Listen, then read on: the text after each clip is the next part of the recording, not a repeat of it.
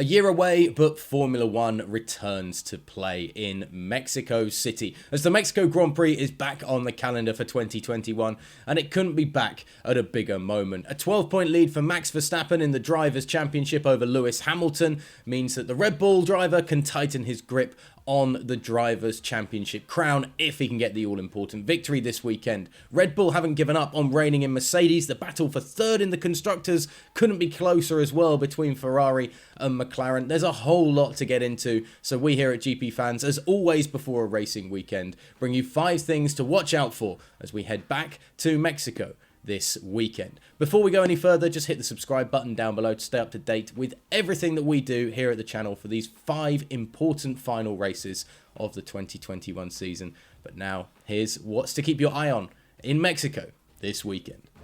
Advantage Red Bull.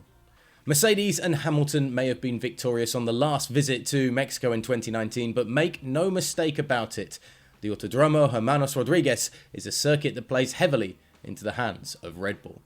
Max Verstappen registered back-to-back wins at the circuit in 2017 and 18 and has featured on the front row in each of the last 3 races.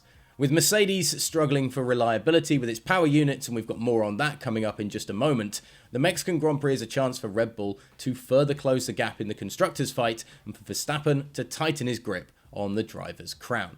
Were Red Bull to slip up, however, it would be all the more painful for the team. Mercedes engine penalties continue. All but 2 drivers running Mercedes power units have been hit with grid penalties for exceeding the prescribed limit for the season. Although Valtteri Bottas has been stung on 3 occasions, the Finn on his 6th internal combustion engine, or ICE, of the year, Hamilton has taken only 1 extra. The Mexican Grand Prix presents an interesting opportunity for Mercedes because with overtaking abundantly possible, the team could elect to take a 5-place grid hit and give Hamilton a fresh ICE. He may not be in immediate danger of a failure, but the circuit presents the best opportunity to regain positions of those left on the calendar.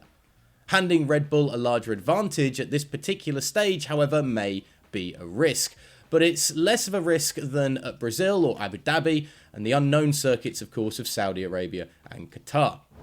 Difficult team games.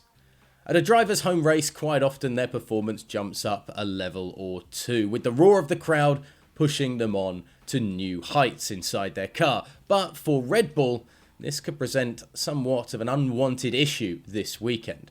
Okay, here's the scenario for you. With 5 laps remaining, Sergio Perez is in the lead, and the crowd is delirious as he is within touching distance of becoming the first Mexican to win at his home race. But here's the thing, Verstappen is running second. Now, would Red Bull dare order the positions to be reversed? Surely the crowd's response would be huge and would be an unpopular move to say the least. But what would be greater, the pain of losing in that moment or the frustration of losing the championship by 1 point for Verstappen to Lewis Hamilton through not reversing the positions? It's a hypothetical, it's all potential, but we wouldn't want to be the people in that position having to make that call. And it's one with Perez's improved Sundays and Saturdays as the season has gone on that could very easily come to fruition this weekend. Ferrari to overtake McLaren. Since introducing an upgraded hybrid unit, Ferrari has appeared to have an upper hand over McLaren in the fight for third in the Constructors' Championship. Now, although McLaren still holds the advantage, a position largely enjoyed thanks to the team's 1-2 at the Italian Grand Prix in Monza, the gap is now just 3.5 points. The Scuderia enjoyed a strong performance advantage in Texas, and were it not for a dodgy pit stop for Carlos Sainz, would have passed McLaren in the standings at the last Grand Prix. Although the swing in performance appears to be at least partially circuit-specific, it could well be that Ferrari now holds the advantage until the end of this season. And finally, there ain't no party like a Mexico party.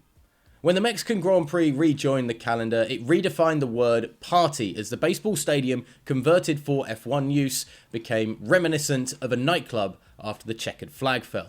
Of course, these scenes would be magnified greatly should Sergio Perez take home the winner's trophy. The podium is right up there with the best in Formula 1, with the winning car actually being raised up to the podium to be doused in champagne along with the top 3 drivers, as a sea of passionate fans clamour to get the best views of their heroes. Mexico, we've missed you.